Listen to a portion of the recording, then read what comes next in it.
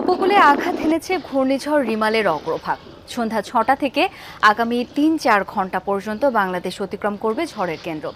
তবে মধ্যরাতের পরও থাকবে প্রভাব, এমনটাই জানিয়েছে আবহাওয়া অধিদপ্তর। আমরা সহকর্মীদের কাছ থেকে এই বিষয়ে আরও তথ্য জেনে নিতে চাই। শুরুতেই সাতক্ষীরায় যাব, সঙ্গে আছেন রিয়াজ রায়হান। রিয়াজ, ঘূর্ণিঝড় তো আঘাত এনেছে উপকূলে, বর্তমানের পরিস্থিতি কি সেটা একটু জানবো আপনার কাছ থেকে, এবং কতটা সরকারের নির্দেশনা মানছেন স্থানীয়রা সে সম্পর্কেও জানাবেন। ডিজাইন, এলিগেন্স, বিউটি, সেরা পণ্য সবার জন্য।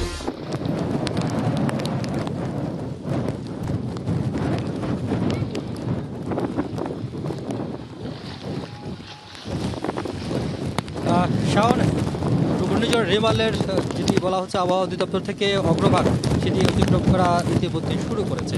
যদি তাই হয় তা আবহাওয়া অফিসের তথ্য মতে এখন যে পরিস্থিতি দেখা যাচ্ছে, এখন রয়েছে সাতক্ষীরার নীলনগর এলাকায়। এখানে খোলপটুয়া নদীর অবস্থা যদি বোঝা যায়, যে এখানকার স্থানীয়রা বলছেন যে আর এখন থেকে অন্তত 2 ঘন্টা আগে থেকে এখানে ভাটা শুরু হয়েছে।